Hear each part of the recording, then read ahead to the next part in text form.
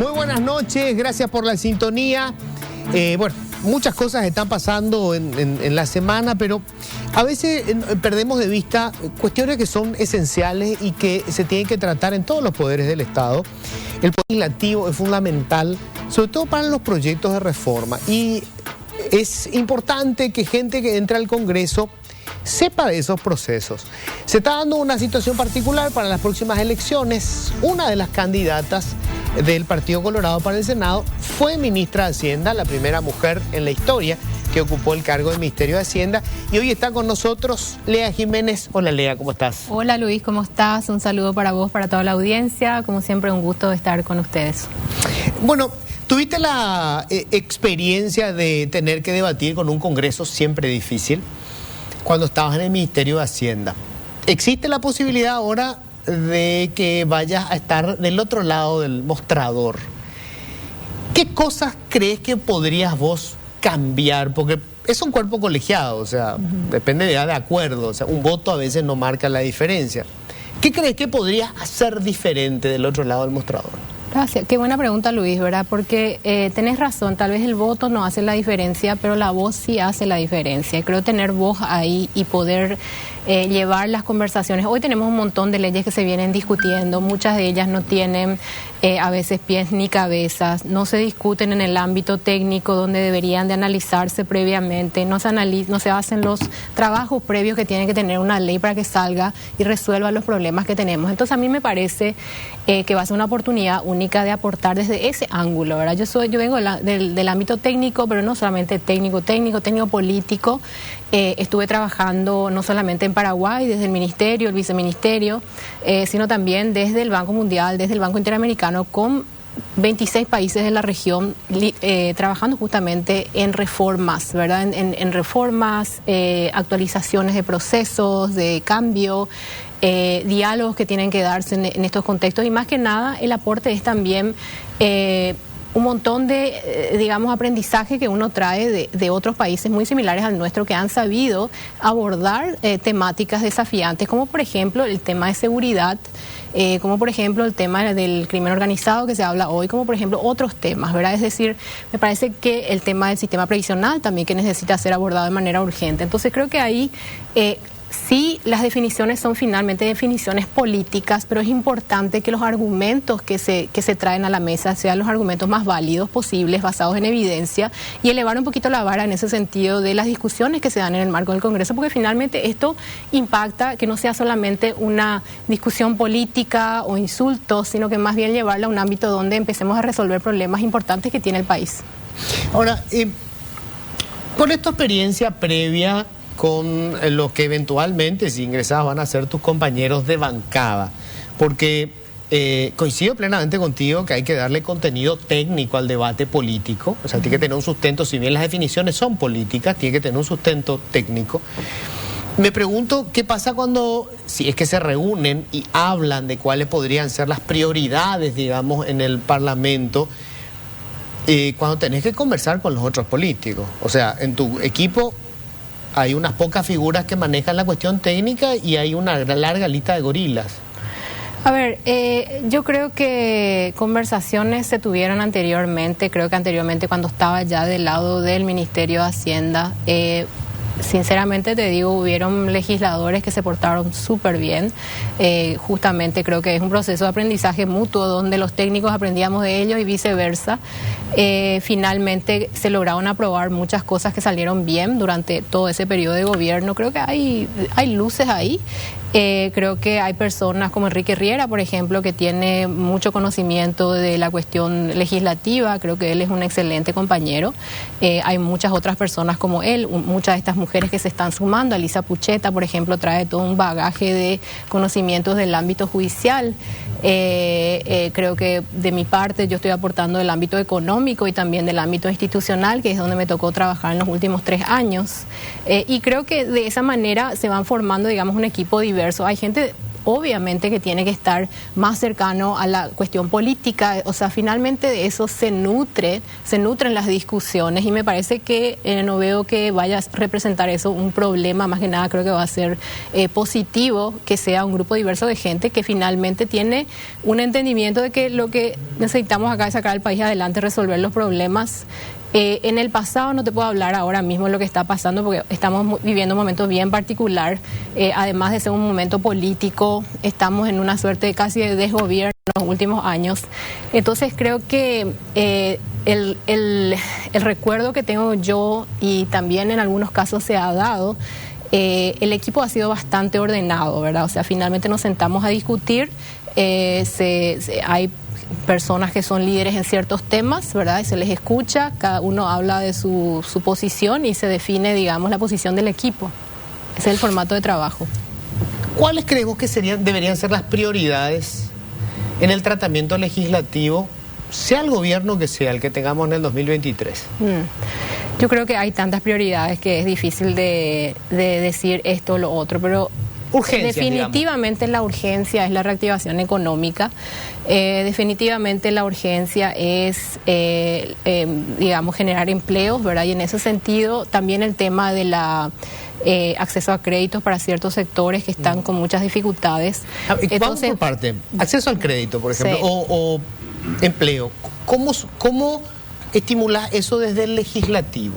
Desde el legislativo, a ver, en el caso, por ejemplo, del acceso al crédito, hoy nosotros tenemos un programa como el FOGAPI, que fue algo que se ingenió durante la pandemia, ¿verdad? Es como una salida de emergencia que se crea, pero realmente nosotros hoy tenemos ciertas instituciones que deberían de estar ya trabajando, la AFD, el Banco Nacional de Fomento. No debería ser una cuestión que solo surge en un contexto de emergencia, es una realidad que hoy tenemos prácticamente gran parte, digamos, las MIPYME, las pequeñas, medianas y las microempresas, por ejemplo, generan más del 70% de empleos en Paraguay. Formal. No, el 70% del empleo, gran parte de ese empleo no es formal. Ese es justamente uno de los desafíos. Ahí hay que trabajar en diversas políticas. Uno es apoyar desde el legislativo en lo que se pueda y trabajar con el ejecutivo, ¿verdad? Para generar justamente las herramientas necesarias que todavía no sé si no existen, o facilitar ese proceso de generar, digamos, créditos específicos y vehículos específicos que se canalicen a través de la AFD, vehículos financieros que permitan canalizar recursos y generar productos específicos para estos sectores, ¿verdad? Hoy no existe en el sistema financiero privado, ¿verdad? El sector privado no está realmente respondiendo a ciertos grupos. Hay ciertos grupos que están prácticamente fuera de la bancarización. Entonces, ahí hay ciertas restricciones legales, algunas salen de ciertas legislaciones que tal vez hay que ajustar para poder hacer de que existan estos vehículos necesarios para que estos sectores tengan acceso al crédito, que es demasiado importante. Ahora, fíjate, en el contexto post-pandemia. Justamente sobre ese punto, ¿verdad? Porque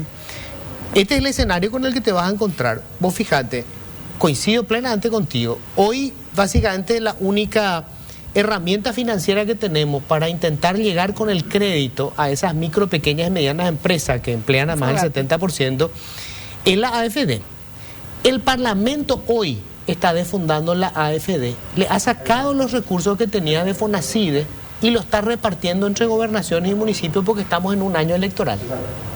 Y ese es el escenario político con el que te vas a encontrar. Claro, esa es una gran desgracia, ¿verdad? Eso es justamente lo que no tiene que darse, pero más allá de eso, yo creo que también existe siempre un trabajo mancomunado que tiene que darse entre el poder legislativo y el poder ejecutivo para que las cosas sean realmente prácticas, ¿verdad? Porque muchas veces se aprueban leyes que después no se reglamentan, no se pueden llevar a la realidad, no tienen presupuesto, etcétera, etcétera. Entonces creo que ese trabajo, hace poco me iba a conversar con la Federación de MIPYMES, que recientemente organizada justamente en el contexto de la pandemia, ellos se organizaron y ellos me hablaban exactamente de ese tema, un desafío enorme que ellos tienen. Nos sentamos a conversar y creo que tuvimos una conversación excelente, ¿verdad? En el sentido de que pudimos hablar el mismo idioma, y después me decían ellos, tenemos un desafío enorme a la hora de plantear estas cosas frente al Congreso. Hay, por ejemplo, cuestiones que atañen a la ley de abastecimiento público, donde ellos quedaron de alguna manera fuera y querían ver la posibilidad de ser incluidos también en ese proceso de cambio que se va a dar en el abastecimiento de compras públicas. Se dice abastecimiento público, digamos, porque no es solamente compras, es realmente todo un proceso. Una suerte de prioridad, digamos, en las pequeñas y medianas empresas. Que tengan un espacio más que nada, ¿verdad? Un espacio, un cupo de alguna manera dentro del sistema, ¿verdad? O sea, sin generar ningún tipo de problema para el sistema. Hay mejores prácticas que se han dado en otros países que se aplican, entonces ahí dijimos, ellos decían, no tenemos entrada, no sabemos con quién ir a hablar, a veces hablamos con algunos congresistas y se sacan la foto y después no pasa nada, ¿verdad? Entonces yo creo que ahí es justamente donde esas conversaciones que parecen técnicas, pero son técnicas prácticas, tenemos que resolver el problema, tenemos que escuchar a la gente, resolver el problema y ver la fórmula de cómo aplicamos eso a través de la legislación. Hay otro tema súper importante, las pequeñas, medianas y las microempresas tienen un desafío enorme en lo que es el proceso de formalización y generación de empleo formal, no porque no lo quieran hacer, sino porque realmente les cuesta caro.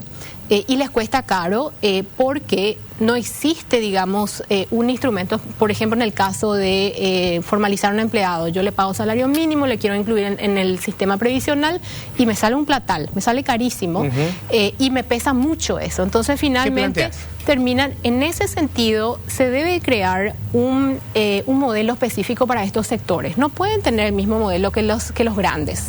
Finalmente, o sea, eso es un seguro social diferenciado. No un seguro social diferenciado, sino un aporte diferenciado. Una fórmula, pero, digamos, reglas distintas. Unas reglas ajustadas a lo que es la realidad de las micro, pequeñas y medianas. Y esto no significa que es una cuestión para siempre. Si estas empresas empiezan a crecer, van cambiando, se van moviendo al sistema, vamos a llamarle el sistema normal o el sistema actual, pero que exista un proceso de transición, ¿verdad? Que se permita esa entrada gradual al sistema previsional y por supuesto eso requiere también de análisis actuariales, de cómo esto va a impactar al IPS, etcétera, etcétera, pero ese análisis tiene que darse y eso tenemos que hacer para empezar a movernos hacia un sistema más formal. Entonces eso también es uno de los cambios.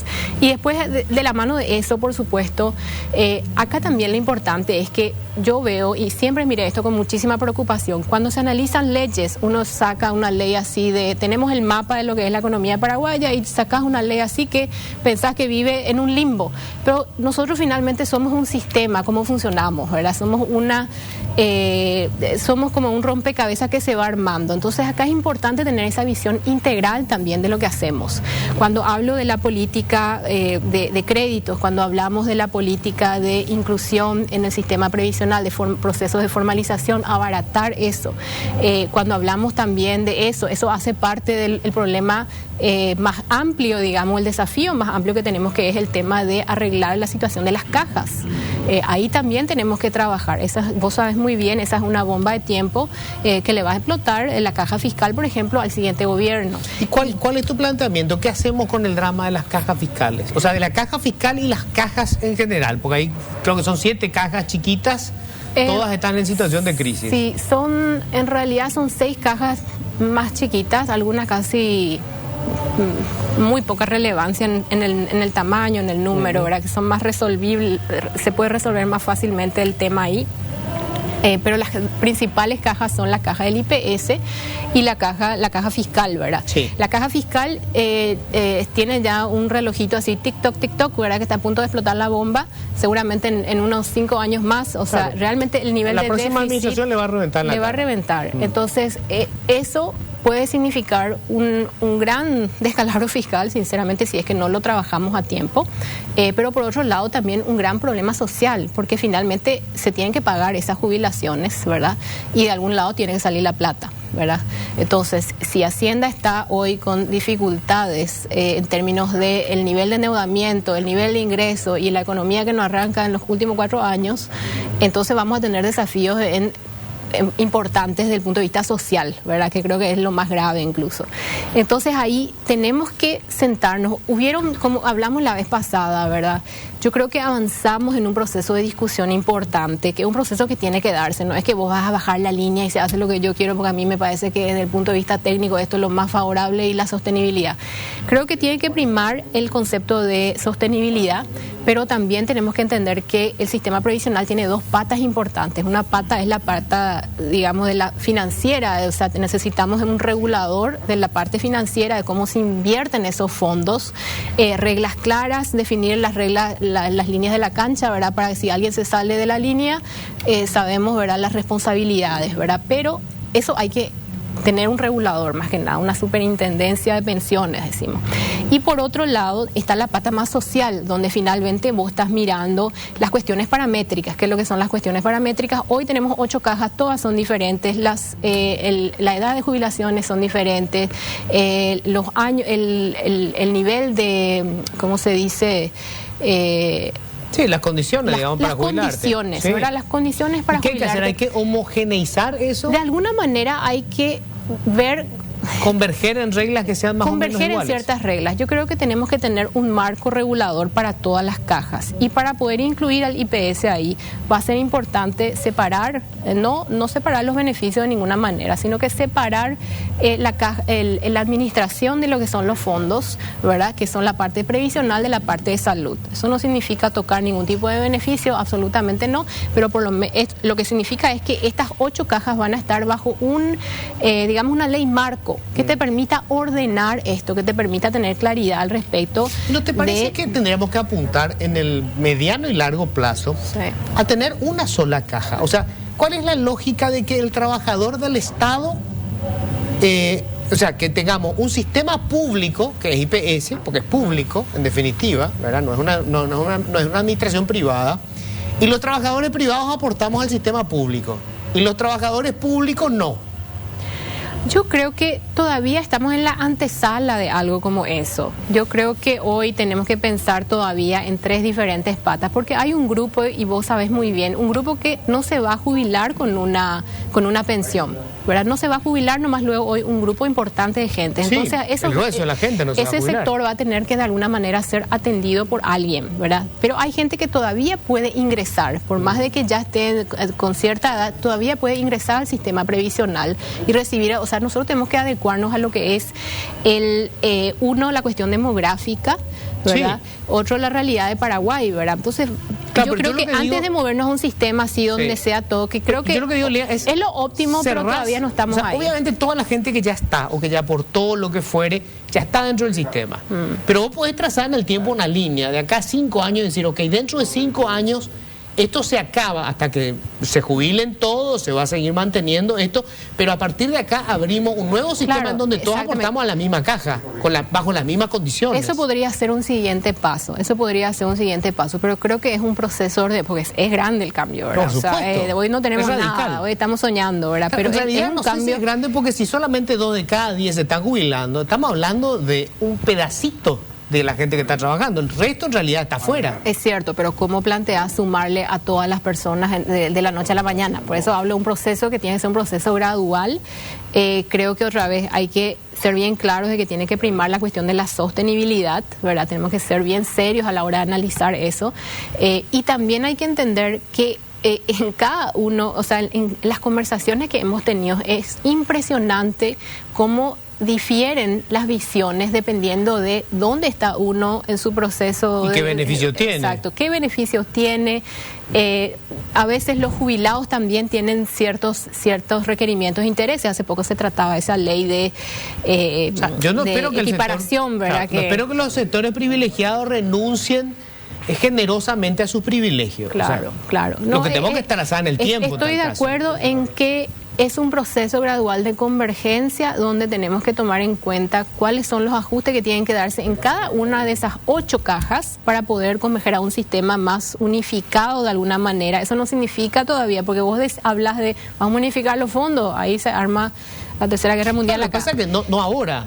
Claro. Puedes plantearlo dentro de 10 años. Exacto, es de eso, por eso digo un proceso gradual, donde vos vas aterrizando cambios graduales, y estoy de acuerdo contigo, hay ciertos grupos a lo que vos le decís, así como estás, vas a salir, pero después también hay gente que hoy está entrando y su preocupación es, ¿por qué voy a aportar? Yo, o sea, acá me están diciendo que estos fondos no van a estar. Por eso. Entonces, creo que son conversaciones muy importantes que hay que tener. Yo creo que también hay un entendimiento de mucha gente de que no, esto va a financiar nomás lo Hacienda, porque si el tema de la caja fiscal, por ejemplo, incluso hay gente que cree que IPS, cuando se queden sin plata, la plata va a fluir de Hacienda. Hacienda, como si Hacienda fuera no es un barril sin fondo, ¿verdad? Y aparte, como la plata llena afuera, en realidad Hacienda administra nuestra plata. Hoy estamos básicamente financiando, este año creo que iba a llegar a algo así como 230 millones de dólares. Correcto. Más o menos lo que el agujero, digamos, la diferencia, el déficit de la caja fiscal solamente. Sí.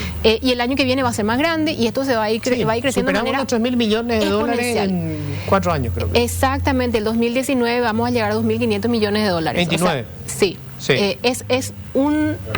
Es impensable eso. Ese monto es difícil de entender qué significa, y esto significa también inversiones que no vamos a hacer en otro lado. Claro. Porque esto se financia, no es que vas a financiar con deuda, a no ser de que se saque una ley para financiar con deuda, que también contraproducente, ¿verdad? Déjame hacer una pausita brevísima. Enseguida hablamos de esto. Esto que tiene que ver con las cuestiones de fondo. O sea, esto es...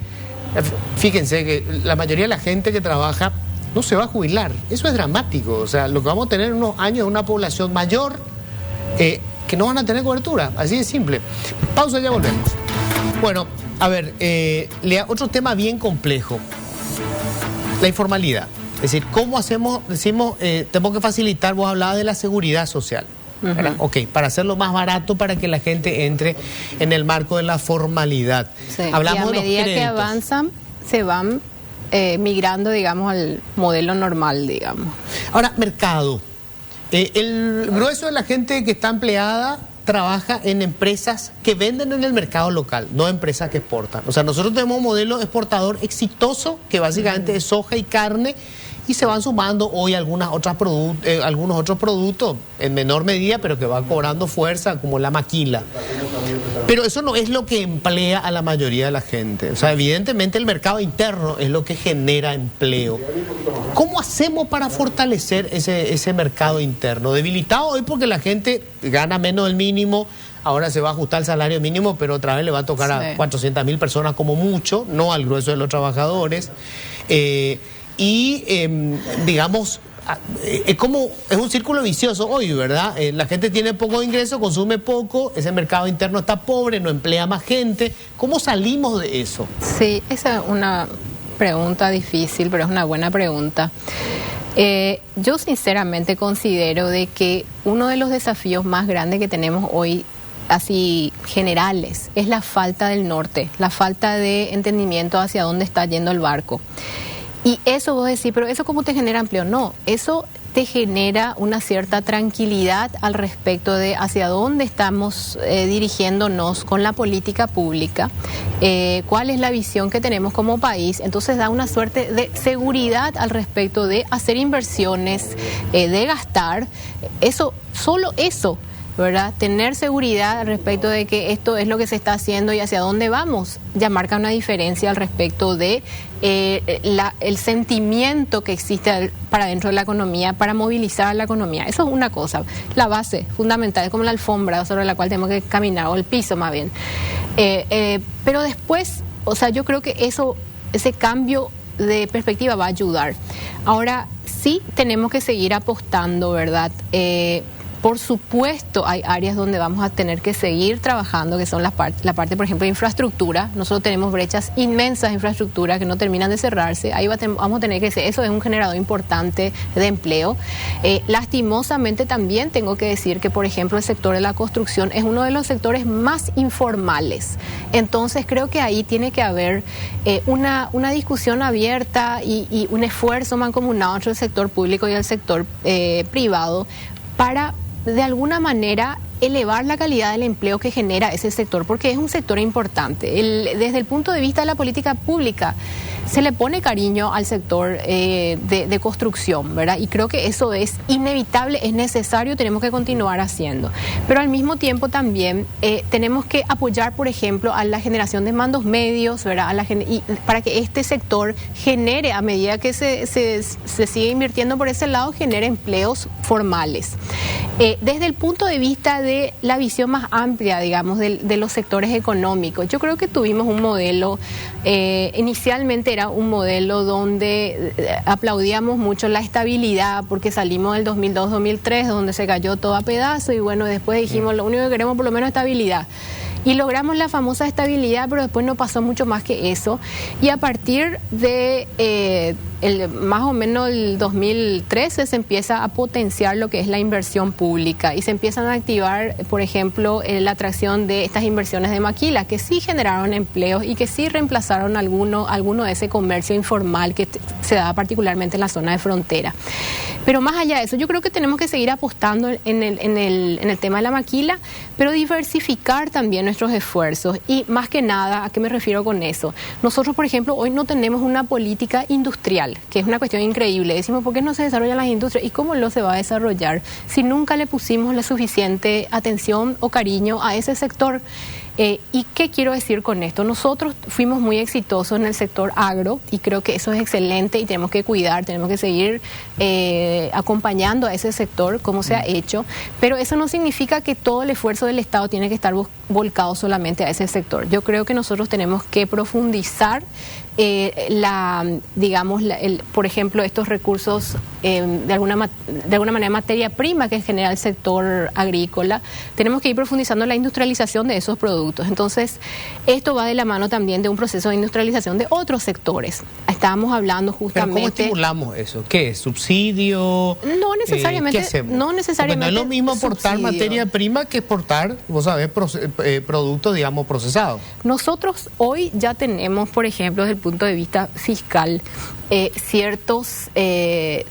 alguna manera, ciertos incentivos importantes para la industrialización. Casi te diría que demasiado. Pero creo que no sé si hay demasiado. Tenemos la ley 6090, tenemos una cantidad de exenciones fiscales. Claro, pero más allá de eso, hay otras cuestiones que tenemos que ir aterrizando, ¿verdad? Y tenemos que ir trabajando. Yo creo que, por ejemplo, imagínate que no existe política de industrialización, o sea, ¿hacia dónde apostamos? Industrialización puede ser de todo, o sea, ¿hacia dónde vamos a apostar como país, dado los recursos naturales que tenemos, el capital humano que tenemos, etcétera, ¿verdad? ¿Pero qué quiere decir una política? ¿Orientamos nosotros hacia dónde tiene que ir la industrialización? No, simplemente, por ejemplo, parques industriales.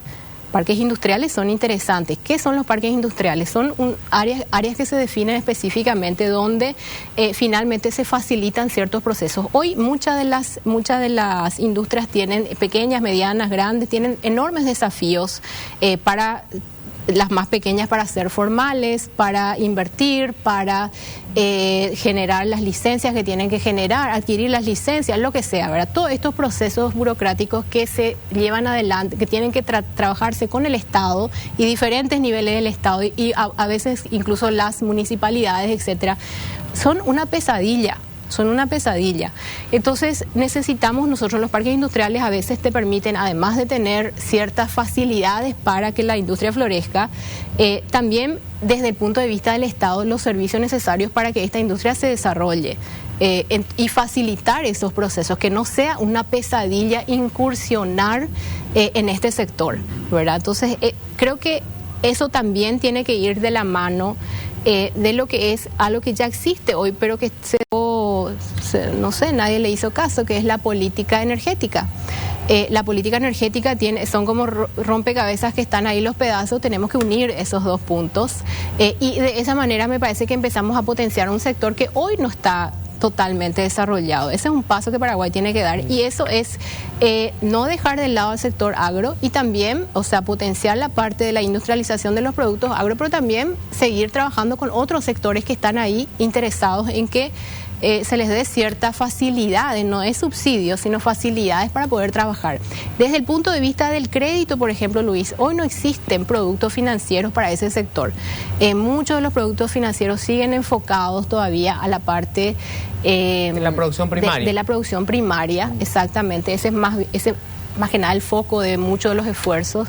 Entonces creo que generar de alguna manera esos vehículos, esos incentivos bajar las líneas a través de la AFD y del BNF para que estos hagan ese trabajo de empezar a incursionar en esos ámbitos donde tal vez otros bancos privados hoy no están interesados en incursionar, ¿verdad? Ahora, no porque no sea rentable, sino que simplemente porque en otros sectores se conoce el negocio. Claro, ya es seguro. Ahora, ¿cómo nos financiamos? O sea, todo esto, política industrial, o sea, hay una cantidad, obras públicas, ¿cómo nos financiamos? Llegamos a un límite, sí. O sea, nosotros ya no tenemos margen para seguir endeudándonos, por lo menos de manera importante. Y el nivel de recaudación, todos hablan de lo mismo, hay que ampliar la base tributaria. Esto lo escucho hace 30 años. Yo no sé qué tanto más se puede ampliar la base tributaria y nadie quiere hablar de nuevos impuestos. ¿Cómo nos financiamos? Buena pregunta.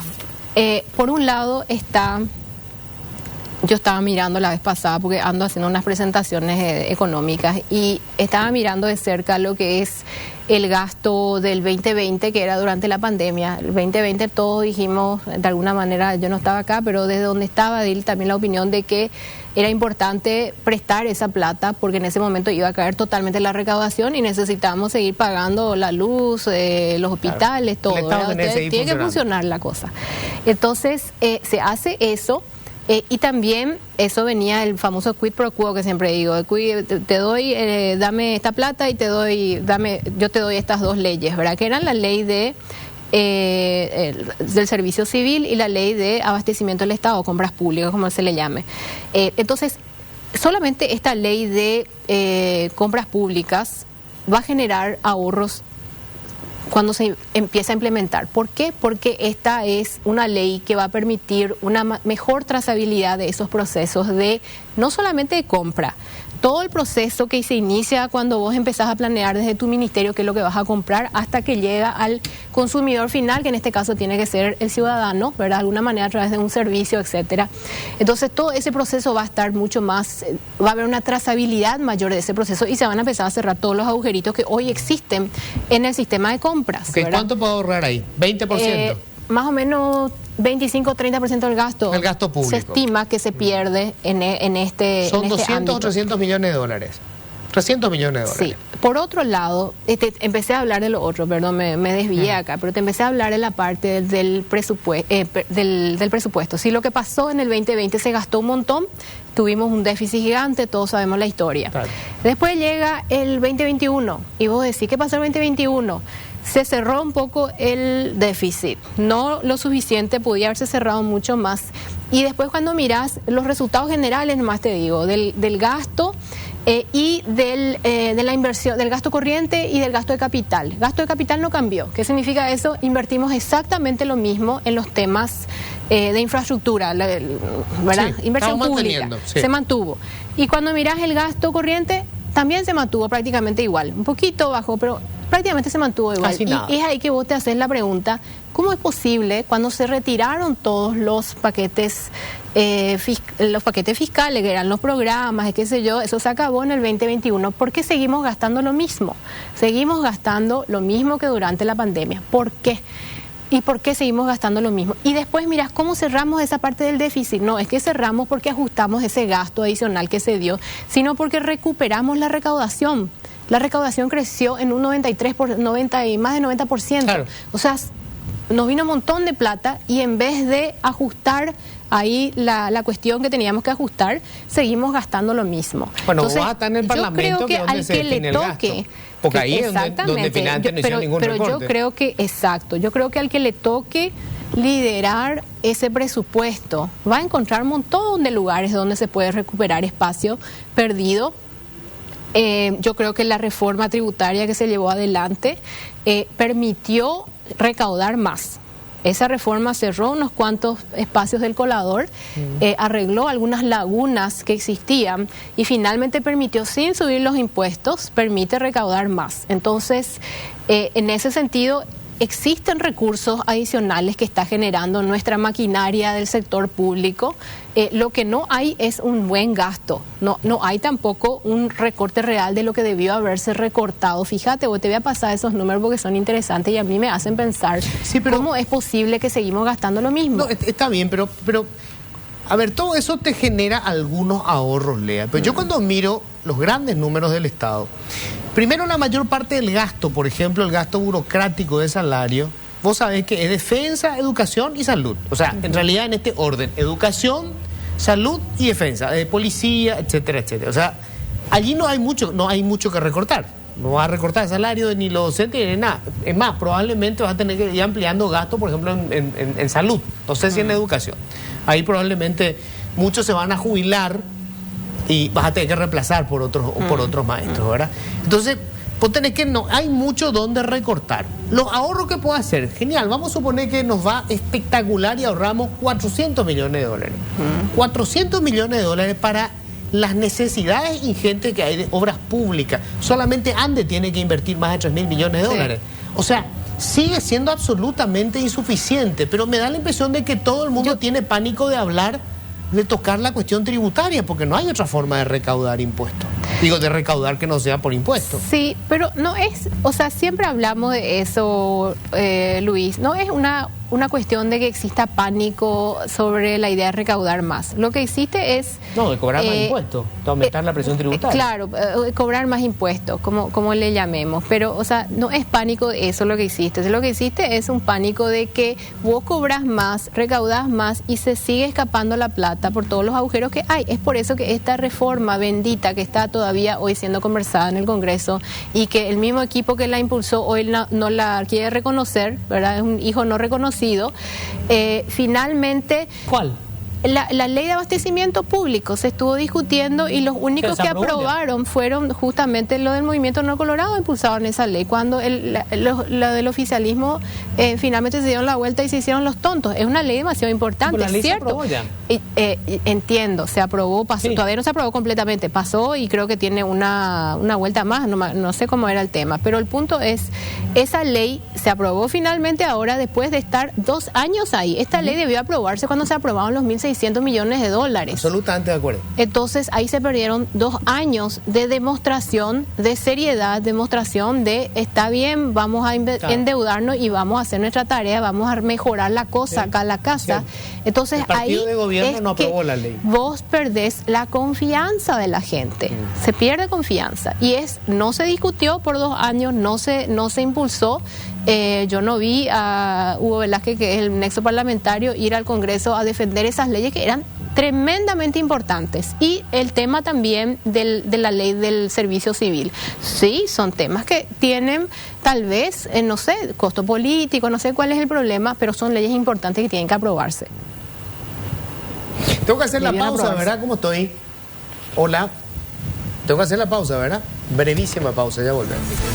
Ahora de todo lo económico, obviamente pasa de fino, Lea, cualquier examen sobre lo que hay que hacer en materia económica. Ahora vamos a la cuestión política, Lea, que es lo que a mí me preocupa.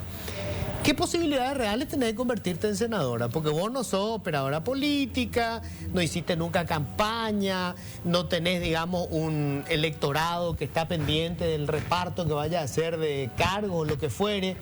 ¿Cómo va a hacer, Lea, para entrar? Porque hoy vos sabés que el voto, o sea, es todo contra todo. Sí. O sea, la gente tiene que ir y votarle en la lista, si elige la lista del Senado. Primero lo en la interna, ¿verdad? Y tiene que, Honor Colorado y Lea Jiménez. ¿Cómo hace para...? Difícil, desafiante. Yo creo que es un lindo desafío para todo el mundo, ¿verdad? Es la primera vez que todos los senadores y senadoras que se van a presentar, todos los precandidatos, candidatos, lo que sea en este momento, van a tener que competir por ese voto. Yo creo que sí debe haber algunos que van a tener ese voto popular, que ya supieron ganarse, digamos, a ciertos grupos, tal vez por un buen trabajo que hicieron en algún momento, ¿verdad? Pero hay otros que tal vez era puro humo, ¿verdad? Y ahora que sacaron la lista sábana, nadie va a recordarse de ellos, ¿verdad? Entonces vamos a ver realmente, yo por eso decía la vez pasada, es un experimento interesante. A mí me toca personalmente personalmente, como decís vos, yo soy una persona que estuve trabajando en un ámbito específico, Ministerio de Hacienda, y vengo de afuera. A mí me toca que la gente me reconozca primero, hacer un esfuerzo de que me conozca, de que sepan mi trayectoria, de que entiendan de por qué me sumo acá, de convencer también al respecto de repente de las propuestas que se tienen para llevar adelante. Y creo que eso es lo justo, ¿verdad? Si no entro, bueno, voy a hacer todo el esfuerzo que pueda hacer para que se conozcan en las propuestas que tenemos, y más que nada lo que planteamos desde el grupo, ¿verdad? Desde el equipo, desde el Movimiento de Honor Colorado, es justamente mostrar esa visión conjunta al respecto de muchos temas que tenemos que abordar. Fueron 4 años donde la economía estuvo en un punto muerto total. Creo que va a ser uno de los temas centrales, va a ser importante tener ahí a economistas adentro, ¿verdad? Pero por supuesto yo creo también mucho en la diversidad del pensamiento, que es valioso, digamos. ¿Quién te convenció para que te lances? ¿Santi Peña? Conversamos con Santiago, sí. O sea, digamos, vos sos pieza de Santi Peña, no de Horacio. Yo soy el equipo del movimiento. Bueno, sí, ya sé, pero vamos. Quien te conoce y quien trabajó contigo fue Santi Peña. Pero Horacio también me conoce, el presidente Cartes también me conoce. ¿Y cómo ves vos la reacción de tus potenciales? O sea, hoy son tus compañeros, pero además son tus competidores, porque van a competir todos por entrar en la lista. Sí, yo creo que hay, otra vez como te digo, todas las personas que están ahí de alguna manera, y especialmente el grupo de mujeres que fuimos presentadas, digamos, como grupo, existe... O sea, todas fuimos identificadas por el trabajo que hicimos en su momento, ¿verdad? Un trabajo, en mi caso, en el trabajo del Ministerio de Hacienda, Alicia Pucheta desde la justicia, Mónica Pérez desde el ámbito del diverso ámbito del Banco Central, pero en otros ámbitos también. Entonces, yo lo que creo es, independientemente del resultado que se dé, ¿verdad? Todos y todas vamos a apostar a ganarnos, digamos, ese voto popular por el cual estamos compitiendo todos. Y el resultado de eso, independientemente de lo que salga, somos todos parte de un equipo, ¿verdad? Yo, si entro, voy a trabajar, me voy a mojar la camiseta en donde me toque estar, pero creo que lo más importante es esa visión conjunta, como te digo, de hacia dónde está el norte. ¿Qué dijo tu familia, tu marido, que es extranjero, venir a escuchar este bochinche político? No habrá sido nada fácil para él? Vos sabes que él es, no sé ni cómo decirte, es un ángel. Es la cosa más maravillosa que me pasó en esta vida. Y me apoya, 100%. 100%. ¿Y los chicos? Me vas a hacer emocionar ahora, no, todo así. ¿Tenés hijos muy chiquitos, verdad? ¿O no? Chiquitos, sí. Sí, muy chiquitos. Chiquitos son, bueno, no tan chiquitos, 7 y 8. ¿Y cómo? ¿Y ellos? Pero cuando yo vine, cuando era viceministra, tenía un bebé de 2 meses. Cierto. Sí. Bueno. Mi marido es mi roca, eso le digo siempre, y es así. Y me apoya. Y vas a necesitar, mira que esto recién está empezando, vas a tener que endurecer la piel. Pero bueno, ojalá que entren, ojalá que haya técnicos en el Parlamento. Creo que sería un gran aporte, independientemente de por qué grupos políticos entren, que estén adentro. Yo veo que muchas veces se reconocen después en el Parlamento. Hay gente que tiene cierto nivel y que apunta a algunas cosas y que pueden ser de diferentes partidos. Vos como ministra de Hacienda te habrás dado cuenta. Yo sé, yo tuve una experiencia excelente, por ejemplo, con Blanca Lila.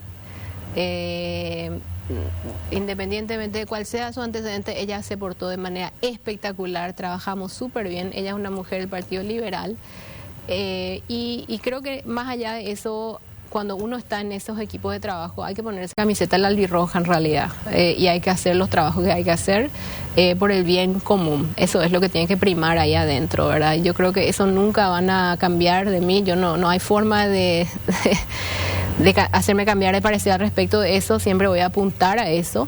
Y creo que como Blanca Lila han habido un montón de personas, el mismo movimiento de Honor Colorado, gente que ya no está, gente que sigue estando, o sea, gente con la cual se puede conversar y se puede arribar a consensos. Yo la vez pasada te decía, hubieron muchos momentos difíciles en nuestro país, antes de que yo esté acá, durante y después. Y en ciertos momentos claves yo creo que sabemos ponernos la camiseta de la albirroja. Sí tenemos que ir cerrando, digamos, esos espacios donde empieza a desvirtuarse la cosa, como por ejemplo esta parte del proceso, ¿verdad? Estos últimos años. En el caso, lastimosamente, de este gobierno que fue tan débil desde el primer año, ya es demasiado largo pero vos tenés que el Vía Crucis, ¿verdad? Pero en este partido en el que estás ahora, mucha de la gente que te está clavando con el puñal después se va a abrazar contigo, así que empezá a acostumbrarte, así funciona esto. Vos también te estuviste abrazando con cada dinosaurio, pero bueno, gracias, Lea, gracias. Con esto cerramos nosotros, que tengan todos un feliz resto de jornada.